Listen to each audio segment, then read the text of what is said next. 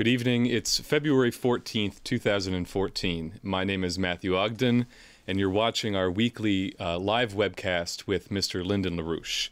Today I'm joined in the studio by Dennis Small from EIR, who will be joining me to ask a series of questions. Our first question comes from an institutional contact who has the following to say. Mr. LaRouche, our question this week is very direct. Please give us your assessment on the prospects for passage of Glass-Steagall. As you are undoubtedly aware, the level of financial instability in Europe, in emerging markets, and here in the major U.S. Wall Street banks is growing by the day. The impact of the Fed's even limited curtailing of the quantitative easing has caused tremors and reverse leverage of the carry trade in some leading developing sector countries. European banks are in deep trouble, and there is stiff resistance, particularly in Germany, to Europe adopting the Fed's hyperinflationary QE bailout policies. One London financial expert warned that if there is any attempt to go ahead with the kind of bail-in plan recently proposed by the Bundesbank, this will certainly trigger a major bank collapse. So, what are your assessments of the immediate prospects for passage of Glass-Steagall in the United States?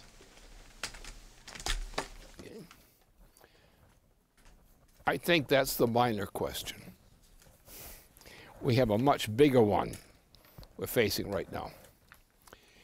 The question is, we know on the one hand that we are on the verge within even days of the launching of a thermonuclear war throughout the entire planet.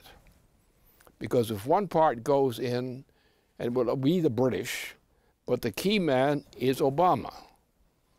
Obama is not really a president. He's nominally president. He's got all the legal papers that says he's president. But he is not actually actively the president.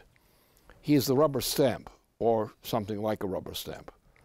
Maybe something less palliative than a rubber stamp. But anyway, what's happened is this. Now, everything is tied together, and that's the key here, and most people don't understand that. There is a direct relationship between the launching of a thermonuclear war and the economic crisis which is going on in the transatlantic community. Now, what the point is this was intimated in some of the remarks posed in this question. And that is the fact that what has happened, things got sloppy. And Wall Street and London, which are the center of this whole activity, who organized the bail-in program as part of the bailout program. So the transition from bail-in to bailout becomes crucial. Because what happens is, if this continues, the entire transatlantic community goes belly up bankrupt. And therefore, this has been the motive for going ahead with a thermonuclear war assigned to President Obama. Obama is the guy who was assigned to launch thermonuclear war throughout the planet. And why do they do that? Because the British system, the British imperial system, which is the transatlantic region, is about to go belly up with an explosion of the entire system. Because once they start bail-in is the detonator of the bomb. And if that thing goes, as it's ready to go now, Wall Street's about ready to be wiped out. Right? Now, what's it amount to? The problem is we've got too many idiots in Congress. Because otherwise we would be able to deal with this problem quite nicely. I know how to deal with it. Huh? But these clowns in the Congress don't seem to catch the idea. They don't catch on to reality. Because they're not really people. They don't act like people. They're not responsible. They don't take responsibility. They adapt. They think about their next election. They think about this career, that career. They think about the deal they have. They think about the money they got banked in some banks, and they want to protect the bank that's got that money in it. Or they don't have the money, but they think they'll get it. And so what you're dealing with is a direct correlation between the bail-in detonation, and it is a detonation. It would cause a chain reaction collapse. It will obliterate the entire financial system of the transatlantic region.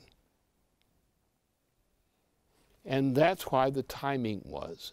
That's why Obama was assigned to do what he does. He doesn't know what he's doing. He has no idea what he's doing. He's an idiot.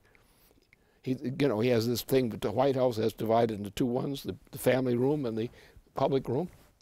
And he plays some basketball in between there. I don't think he washes out his jockstrap properly, frequently enough.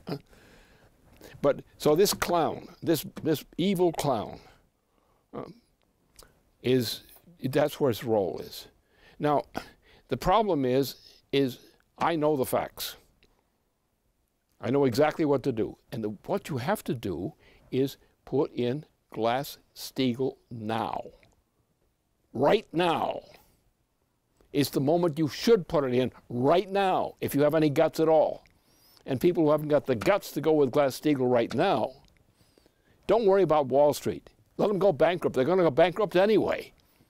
Don't try to save Wall Street. Bankrupt the clowns. They have nothing there. Once they start the detonation of the bail-in demonstration, which is what it is, it's a detonator, then there is nothing for anybody. So we have to act all the more quickly because you're all going to be bankrupt. You're all going to be wiped out in a short notice if this thing goes through. So you can get blown up worldwide, everybody can go dead, or you can be sensible, cancel Wall Street, cancel the British monarchy, and go back to Glass-Steagall, Franklin Roosevelt's Glass-Steagall. If Glass-Steagall will ram through now, I know we could stop the whole mess. Because all we have to do is recognize one fact, that all the assets of Wall Street are essentially worthless. So why are we creating a bomb called Wall Street assets and London comparable assets when we know that trying to hold on to these worthless money is the key for setting off a collapse, even a thermonuclear war? But when you understand the British Empire, as I do, and understand the Zeusian system, as I do, this happens. And the problem here is we have too many gutless members of Congress. Maybe we should remove the gutless members and ask those to volunteer who are not gutless to keep the government going. But this is what this is all about. It's the greatest sideshow in history. It may be the last sideshow in history, unless people come on to get on their brains again. But that's what it is. It's simply this came on. It came on because the idea of the transition from bail out to bail in, and the bail in is the demonstrator. It's the time bomb. And the time bomb is striking now. Everybody on Wall Street is about to go bankrupt in any case. Wall Street's about to be wiped out. Bail-in will detonate the wipeout of Wall Street. But they'd rather die than give up on their pride, such as it is.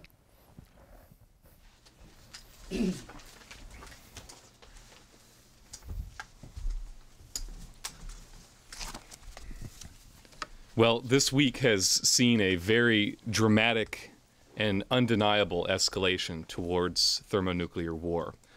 As you've been warning, we've been on a countdown going into the month of March, and we're halfway through February now. And that countdown could only be halted by the impeachment of Obama, the removal of Obama from office. In the United States, we've had very high-ranking military contacts who have informed us directly that it is absolutely clear to them that any threat to the Crimea and to Russia's port on the Black Sea, which is Sevastopol in Ukraine, would immediately be seen by Russia as a red line for war. And on Tuesday, two very dramatic warnings came from prominent Russian circles confirming this exactly. The first came from General Leonid Ivashov, the former head of the foreign relations for the Russian Ministry of Defense and currently the president of the Academy of Geopolitical Studies. After comparing the lies of the United States and the EU that are being told in the case of Ukraine to the propaganda of Joseph Goebbels, General Ivashov stated, "What is happening in Ukraine and Syria is a project of the West, a new type of war. In both places, you see a clear anti-Russian approach. And as is well known, wars today begin with psychological and information warfare operations. Keep in mind that under the cover of misinformation, U.S. ships are entering the Black Sea, that is, near to Ukraine. They are sending Marines, and they have also begun to deploy more tanks into Europe. On the heels of the disinformation operation, land and sea operations, and possibly an air operation are being prepared." And immediately after General Ivashov's warning, a document was issued by the Izborsk Club, which is a group of influential Russian intellectuals. What they warn is that a, quote, fascist Nazi creeping coup, which is being sponsored by the EU and the United States in Ukraine, is nothing less than a strategic and military threat to the security of the Russian Federation. They state that, quote, "The situation is approaching a boundary limit, beyond which lies the danger of Ukraine's going fascist, which would transform what is currently, quote, a non-aligned, neutral, and non-nuclear state into a new hotspot for Europe and the entire world, and into a hotbed of instability and chaos on Russia's borders. This represents, they say, a civilizational aggression by the West, headed by the United States against Russia." And then under the header of consequences of the coup for Russia's strategic interests, they list several very serious threats that they see to Russia, including one, rejection of the presence of the Russian armed forces in Crimea, including at Sevastopol as the base for the Russian Federation's Black Sea Fleet. 2, expanded partnership of Ukraine with NATO and the appearance of U.S. and NATO bases in Ukraine, including Crimea. 3, purges of pro-Russian forces in Ukraine, leading to a flood of refugees into the Russian Federation. 4, annihilation of manufacturing capacities that do contract work for the Russian military-industrial complex. 5, establishment in eastern Ukraine of bases for training terrorists who will begin to operate both in the Caucasus and the Volga Basin and possibly also Siberia. And 6, extension of Euromaidan techniques into major Russian cities, especially in ethnically defined constituent territories of the Russian Federation. Now, in conclusion, among the actions that the Izborsk Club suggests that Russia take to avoid this strategic crisis is an appeal to the parties of the 1994 Budapest Memorandum to convene a conference to ensure the sovereignty of Ukraine. The parties of this memorandum were Russia, Ukraine, Great Britain, and the United States. But they say, in the event of the refusal of one of these parties to take part in such a conference, Russia should enter into direct talks with Washington, without the involvement of the British, in other words, on the precedent of the Cuban Missile Crisis of 1962 as a way of bilaterally resolving the strategic crisis in Ukraine and avoiding the outbreak of war. Now, it was called to my attention before the show that, interestingly, right after World War II, Marshal Zhukov, who was the hero of Stalingrad, said to General Eisenhower that if the United States and Russia would only stand together through thick and thin, if we are partners, there are no other countries in the world that would dare to go to war when we forbade it. So In light of these events and from the absolute validation of your warnings of the threat of extermination warfare, the question is, even at this late date, literally at 1 minute to midnight, what do you have to say to the patriots of both Russia and the United States to allow mankind to avoid this? President Obama is merely a stooge of the British monarchy. That's what he always was. It was actually through massive drug funding of Obama's original campaign, which was directed from Britain, that he was elected. He is not a president. He's a president in name, technically a president. But what he is, he sits up there most of the time when he's not so disturbed or something or other, is that he stands up there with a basketball, playing with the basketball and jockstrap and so forth as a trap there, between the one room there, which is the crossover from the family room of the White House to the public part of the White House. And that's where, in his early years as president, he spent most of his time. Lately, he's been under a little more pressure, and I don't know if he still bounces the ball or not anymore, but he's only a stooge. He's not real. He's a puppet of the British monarchy. That's what he is.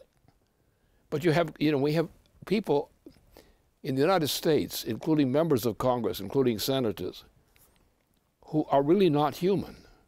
They're underlings. They're thinking about getting money. They're thinking about getting reelected. Things like that. They're not real. They do not respond. They do not resonate to the interests of the United States. They resonate to their opportunities. The Republicans are the worst in this thing. The leading Republicans, there are a few exceptions who are quite exceptional, but in general, the leading clowns of the Republican Party are the leading clowns of the Republican Party. They're nasty clowns. They're bozo clowns of the famous bozo type. And the Democrats are scoured, they're scared kitties.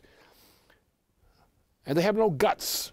We have some who have guts, but they've been persecuted a lot of times. Some of the best members of the Republican core and the Democratic Party core have been hounded. Look, what do you expect? You have Prescott Bush, and Prescott Bush was the guy who put Hitler into power in Germany. But he did it as a part of a Wall Street gang, which is interchangeable. Wall Street is interchangeable between Britain and the United States in Wall Street. It is not an entity. So these guys should actually be thrown out of the United States. Wall Street should be taken to the dock. Here's the boat, and you better get paddling quick because that boat might sink. Wall Street must be eliminated because Wall Street is the source of all this problem. And Wall Street is nothing but an extension of the British Empire. It's a swindle. It's a violation of our Constitution in every sense. Wall Street should be discontinued. It is now, Wall Street is hopelessly bankrupt. Wall Street is the detonator inside the United States that's supposed to sink the United States. But the problem is our members of Congress don't have the guts to even think about that. They're so afraid they're going to have Wall Street money taken away from them. How can you get Wall Street money taken away from them when there is no real value in Wall Street money? That's what the meaning of bail-in is. Bail-in is the way in which when you reach bail-out, and there's no more bail-out, you go to bail-in. And when you go to bail-in, you're setting a detonator in a bomb. And when that bomb goes off, the entire transatlantic region goes into a general collapse, and there's a hopeless collapse. There is nothing surviving because Wall Street and its debts is bigger than the entire money value of the entire U.S. economy. There's only one way to save this nation is cancel Wall Street's money. It's not real money. It's play money. What we have to have is an immediate installation of Glass-Steagall. Now, some people say, what is that to do with the Russian thing? It has everything to do with the Russian thing. Why? Wall Street is going to go bankrupt. Wall Street is ready to blow out. Wall Street, if you've got an investment in Wall Street, you cry. Weep loud. You deserve it. Weep loud. Great pain, express great pain. You're about to lose everything. You're finished. You're beggars. You're out of business. Well, what's the plan? Well, you have the transatlantic region, which is under the British policy, the green policy. And the green policy has been in effect ever since Kennedy was assassinated and the war in Indochina was started. Right? So the United States has been sinking, sinking, sinking. And the green policy has been the death of the U.S. economy and the death of many Americans as well, including on health care and other things. So therefore, what we should do, if we're really patriotic Americans, is cancel Wall Street. Just cancel it. We have, very simple. How do you cancel it? Glass-Steagall. President Franklin Roosevelt's Glass-Steagall with no changes. No changes. Just Glass-Steagall, pure and simple. And that will work just fine. But it will mean that Wall Street no longer exists. Well, that's not bad. That's good. And much of the British Empire is the same thing. The British Empire is full of Wall Street. It's the same thing. So this is where we are. Now, therefore, what's the significance? The Siberian region, the Asian region, is actually growing. India has a respectable economy. China has an excellent economy on a scale. Russia is rebuilding. What's the plan? Well, you just read it off. The plan is to overrun the Eurasian part of the planet, loot it as a way of trying to save Wall Street and the British. That's what the war is all about. That's what the thermonuclear war is all about. So every patriot in the United States, if they are patriots, must immediately say, go to the nearest place and say, I want Glass-Steagall in today. Because I know I've been informed by experts, me. I've been informed by experts that this thing is going to go collapse, boom, boom. It's on the verge of a general collapse and going to be wiped out. So what you need? Glass-Steagall. What happens with Glass-Steagall? Very simple. They're bankrupt. What do? What do you do with bankrupt banks? You audit them. You audit Wall Street. And you say, how much of these assets you claim you have are real and how much are not? Now, we've been looking at your figures recently. Now, you've been coasting along at about the same rate of debt buildup as before.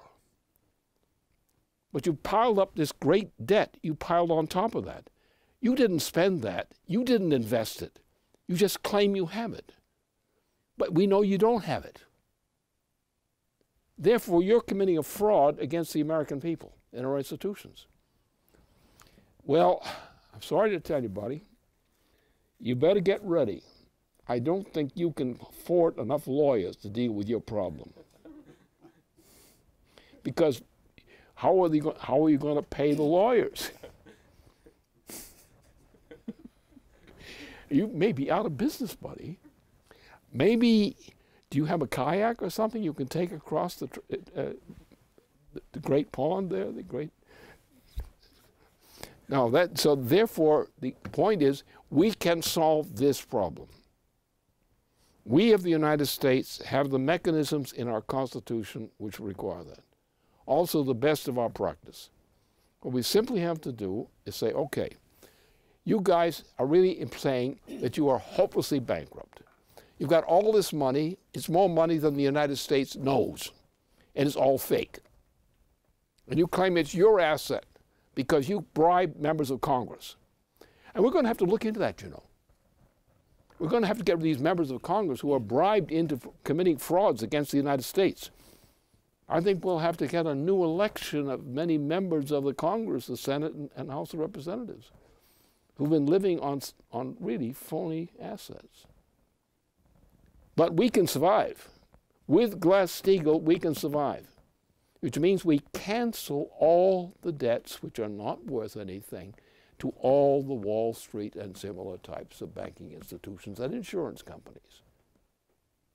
We don't owe them anything.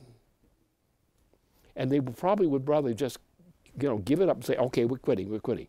We don't owe you anything. Okay, we're quitting, we're going. Because that would be much kinder treatment for that than if we put them through examination. Because we'd have their, you know, great-grandchildren would be still trying to pay off those debts. So this would be the best way out for them. But I may be, you know, dry-mouthed in some respects on this sense. But what I'm saying is 1,000% true. I think 2,000% true. And that's what it is. So what you're talking about is events in history. Now, people say, well, it's military power. Bunk. It's not military power. The issue is domination of the planet. The issue is Zeus versus Prometheus. And therefore, who's going to win? Well, you guys, you're going to win. You're going to have a thermonuclear war. Everybody's going to die. Is that what you want? Yes, they say. Yes. That's better than the alternative. Well, therefore, hadn't we better get these guys in handcuffs pretty quick before they get us all killed? Isn't that the truth? And we should stop being idiots. Americans should cease to be idiots. Get Glass-Steagall installed tomorrow morning.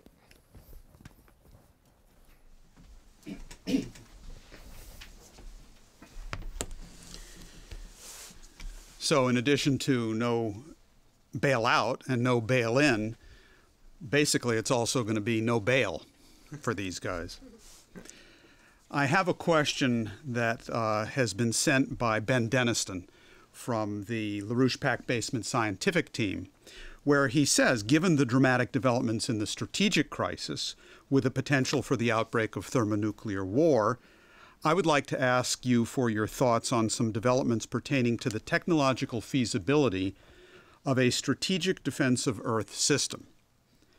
A few recent developments have indicated that at least an initial first-stage defense of Earth is achievable if the United States and Russia decide to cooperate on this program. First, I must note that Keisha Rogers, a LaRouche Democrat running for the U.S. Senate in Texas, will be holding a conference on the strategic defense of Earth as part of her campaign. It will be happening tomorrow, Saturday, February 15th, which is the one-year anniversary of the surprise asteroid explosion over Chelyabinsk, Russia, last year. This will be a critical event, putting strategic defense of Earth on the agenda in the United States.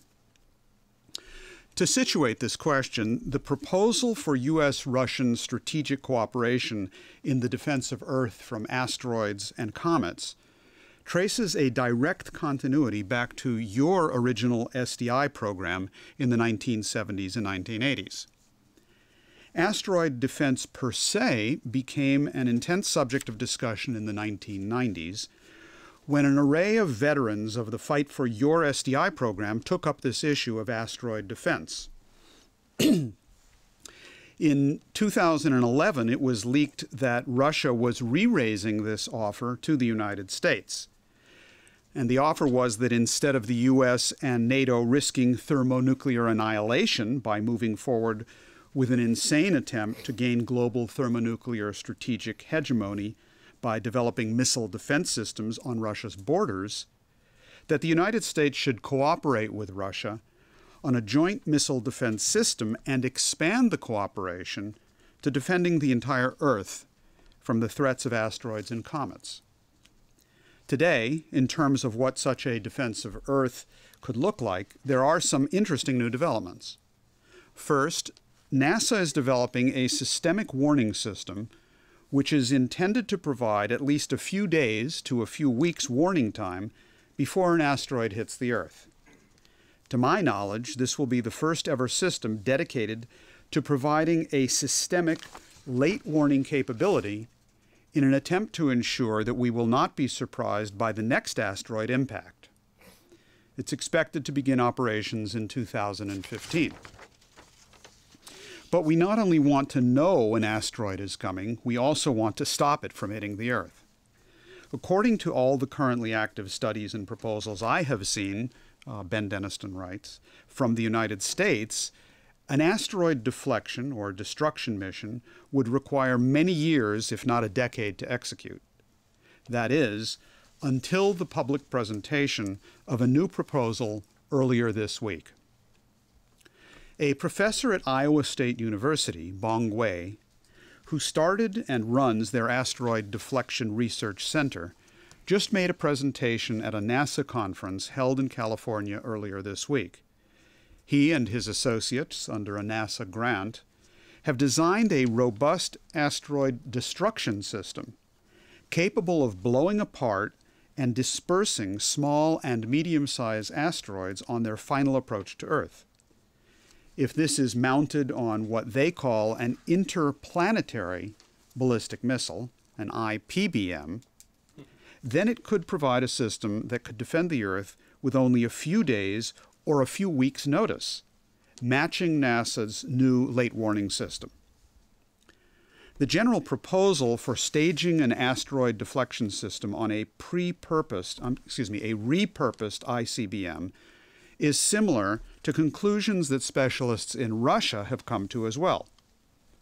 At the April 2013 Schiller Institute New Paradigm Conference, hosted by your wife, Helga Zepp-LaRouche, this was proposed during a presentation by Kirill Benediktov, who said that what used to be Russia's RS-20 ICBM, or what NATO called the SS-20, could be one of the most capable delivery systems in the world for a short-term emergency asteroid defense response capability.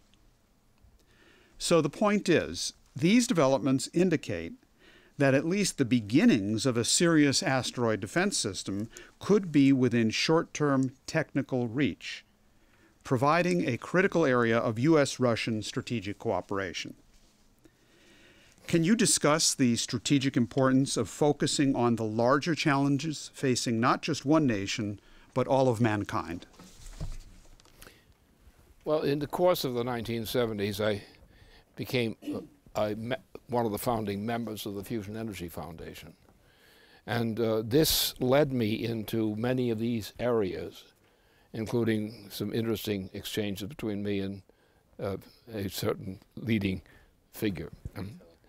Yeah, he was great. He was a great guy. I got to know him much better, even after this whole process was in process. Edward Teller. And he was actually a very charming person. He would put on a Hungarian grouchiness, but it was really just part of the pattern. And what I found was that when I was appointed, actually, or selected by the incoming Reagan administration's team from about the 1978 on, I became the leader in the whole SDI project, or the nominal leader for and I found suddenly that Ed Teller was in the same team with me. He and I were sharing this team under President Reagan. So this is not a strange matter to me. I've been at this for a long time, for now about 45 years or something like that. Anyway, so these things are things, but what we have to think about in these matters is not gimmicks, even good gimmicks. We have to think in longer term, broader scale ways of thinking. Now the problem has been that we have, in the United States in particular, and in Western Europe, we have been destroying our economy. We've been destroying our society. We're destroying our technology. As a matter of fact, there has been no actual net growth per capita in physical assets since the assassination of John F. Kennedy. All this idea that there's growth, that there's prosperity, is pure nonsense. It's waste paper, process, or toilet paper process, used toilet paper perhaps. And so there's, so the transatlantic region of the world has been on a long-term collapse since the middle of the 1960s. So that's been the matter. Now the problem is we have had no significant net progress. The space program was a space program. And as long as it was under John F. Kennedy, it was real. It had a net progress. It was more than just space. It was everything. It was water, everything. A broad machine tool design. And all this stuff I saw was being shut down right around my neck when he was killed. So the problem is we don't have any technology. Now, the fact that you get this from China just as a reflection of the fact that in Russia, China, India, and so forth, in other countries, some of them have slipped back. Japan has slipped back greatly technologically in recent years, recent decades. South Korea is fairly frisky. Russia is really becoming very aggressively pro-technology. These are all good things. So what we have to think about is this, what this particular proposal was of exploding detonation of asteroids that are menacing, of small asteroids. Yeah, that's true, but is that enough? Is that really going to do anything? Is that just a gimmick that you can apply to a couple aspects? We got much larger things in the solar system we have to deal with, even the nearby part of the solar system, say within the reach of Mars, for example. The sun is running down. Now, it'll probably take 2 billion years before the sun would actually run down, where it would go to a dormant state, and then presumably, according to recollections, would suddenly blow up the whole solar system, blow it out. And we don't know what effect that would have on the galaxy, which is merely the mother of the solar system. So, therefore, we do have to think in the long term, even 2 billion years, toward the sun death. And the sun has been declining. At one point in recent times, relatively recent times on an astronomical scale, the moon was actually habitable. Mars has lost its habitability largely because of the shrinkage. And what happens, you have thermonuclear fusion, helium-3, for example, type. This thing is, the sun lives on radiating helium-3. Now, the moon has a lot of it. They have tons of it, literally many, many tons of it. We have a trickle of helium-3 on Earth. Now, if we were to take the moon supply of helium-3, apply it to a thermonuclear fusion program on Earth by bringing the helium-3 package into this program, we would have a capability which is a maximum sun-level capability, helium-3. This would mean that we would have higher accelerated vehicles. You would have a general takeover of the moon with partly manned but mostly non-manned projects placed on the moon. And you would have a capability in terms of power of man per capita power of man, energy flux density terms. You would have the opportunity, which is within reach. I mean, you're taking approximately 12 years now. So maybe we start within 12 years with that kind of program. And it's feasible. Then we would, suddenly man would be leaping from a man living in a dying sun to mankind now asserting the product of the solar process, helium-3, as a product, raw material for a higher form of thermonuclear fusion. Which means that mankind's ability in terms of speed and so forth is not to move mankind as habitants of some parts of the solar system. That's not a very practical idea. It's going to take a good deal of time to make that kind of move. And the conditions of life are not that well assured. But we can, by developing these capabilities, we can utilize many things which as raw material concepts, like more advanced kinds of thermonuclear fusion than we've ever thought possible heretofore. This means a sudden change in everything. What we have to do is get rid of the green policy. That's all we have to do, is get back to the green policy, stop this Zeusian policy, and get back to a Promethean policy, which is what the United States is based on, and the best in Europe is based on.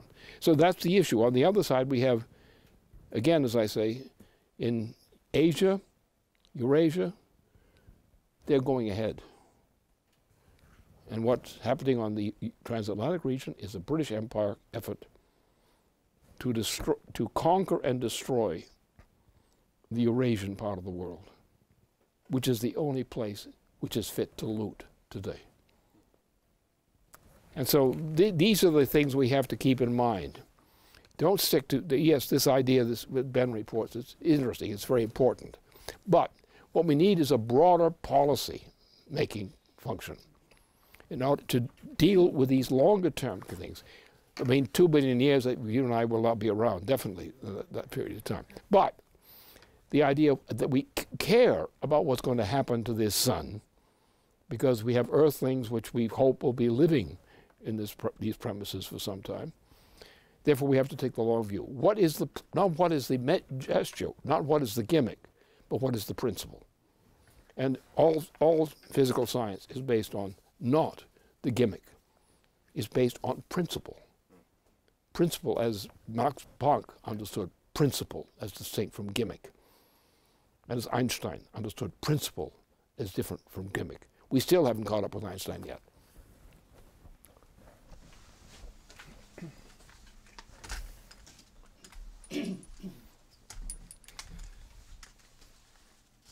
Earlier today on the LPAC website, there was a joint interview broadcast between Michael Steger, who just announced his campaign for the United States Congress in San Francisco, and Keisha Rogers, who's a candidate for U.S. Senate in Texas.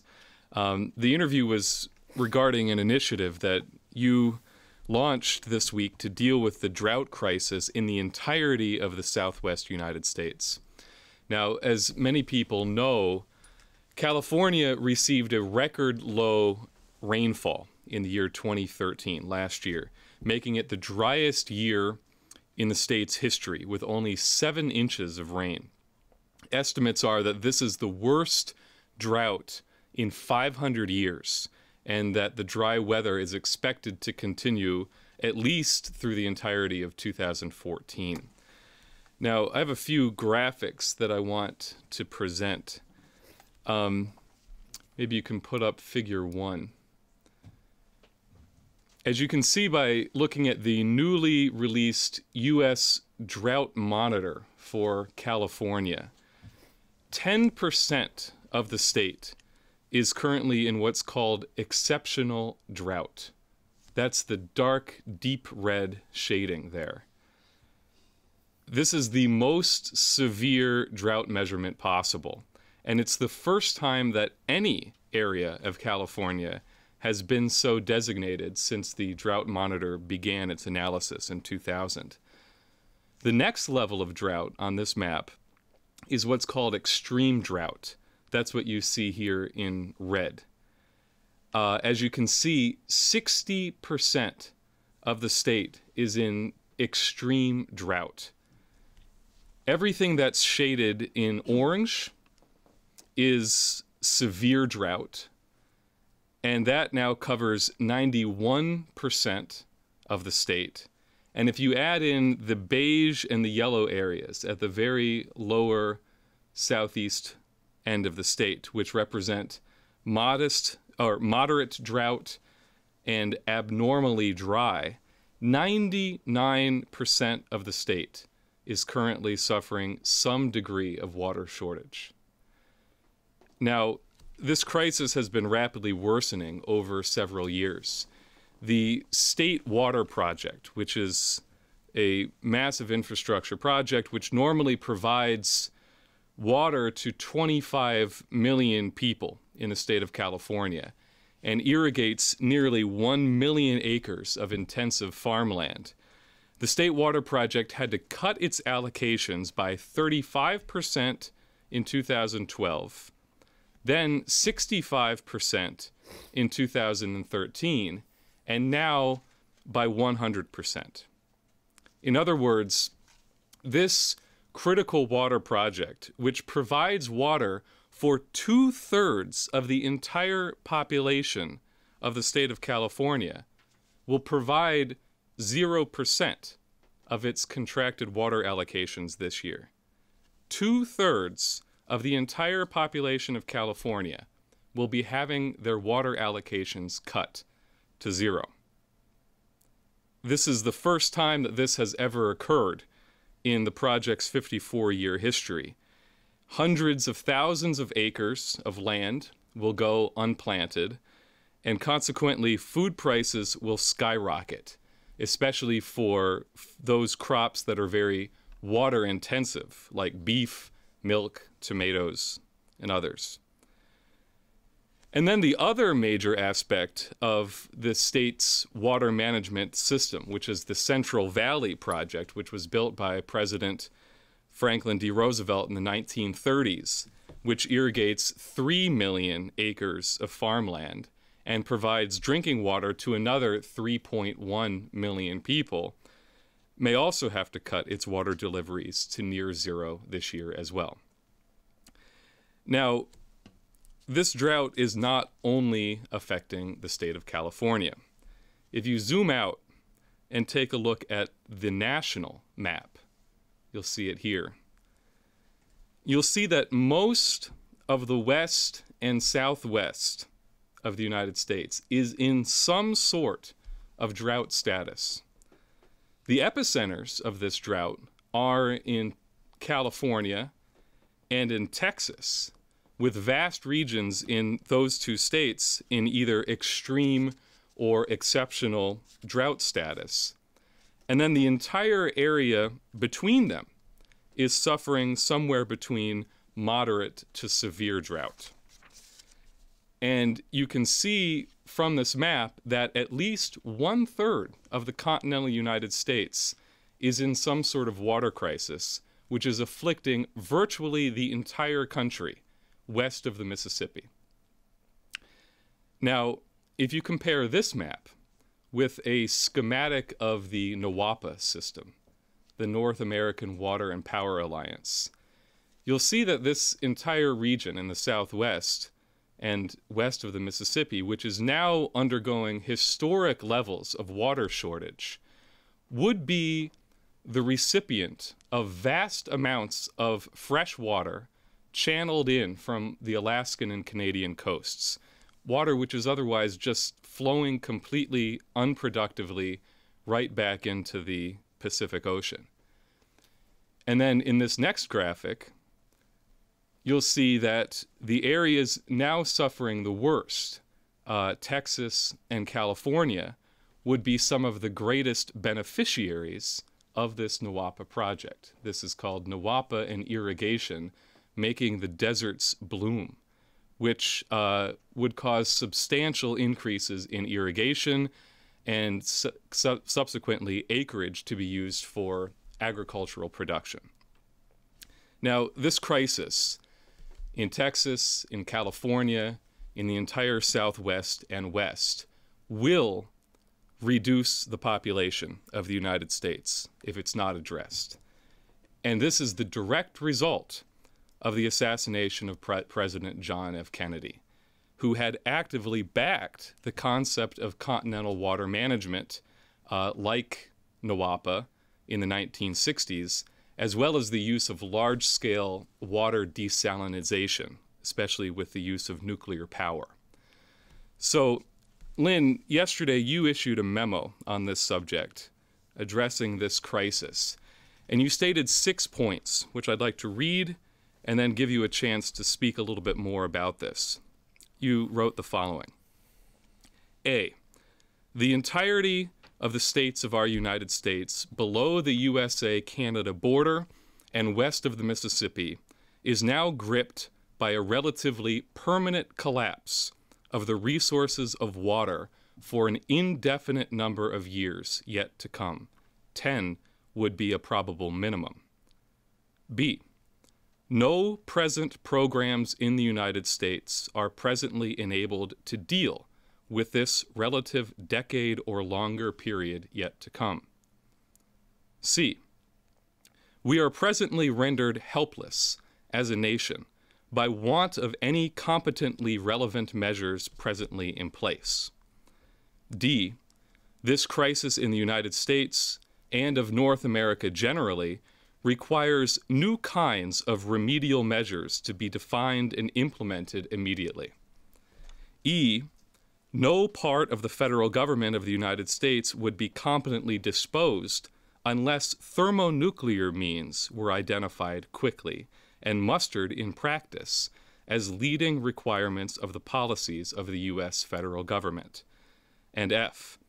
This action is of the relatively highest importance. Any federal administration would be incompetent if this matter of grave concern were either ignored or treated lightly. This must be a foremost concern for appropriate curative action. Yep, I said it, and I'm right. The evidence is there. That's what has to happen. That's what has to happen immediately. We're going to have to write off a lot of suffering as a result of this condition now existing. But we are not going to be impotent. Not if I have anything to say about it. I'll tell you that one thing. Because we are going to have to go ahead with cancel the green policy. You must eliminate the green policy. You must also question some of the grain growing policies and related policies, foodstuff policies, which are part of the green program. Those things must be canceled because these are drains immediately upon the resource, what we do have as resources. Therefore, we also have to have the understanding that if we use thermonuclear fusion as a source of power, we have a potentially direct means for dealing with this problem. We can gain Pacific waters for the West Coast. We can bring in streams that are streams of water, say in Texas, for example, the Rio Grande, for example. We can begin to protect those. We can maintain in those two particular areas, in particular, in California and in Texas, the two largest states in the United States. We could now go with programs on that basis, not to exclude other parts of the country, but to take this as a starting point of reference for building up a nationwide program of reconstruction. But California and Texas, the largest area with the greatest populations of any of the states in the United States, must have a priority. And I've told our friends in campaigning, don't go and try to prove that Texans can be won over to improvements. What you have to do is come in and say, well, I'll tell you what, you either do something about it, we're shutting your tap off.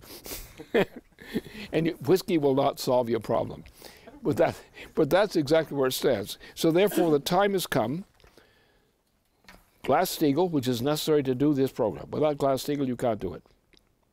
Okay, go back to Glass-Steagall. Cancel Wall Street. Wall Street has now claimed that it's in desperation. The British system is desperate because of its own policy. Therefore, install Glass-Steagall and begin to audit the phony accounts, the obviously phony accounts of Wall Street in the transatlantic.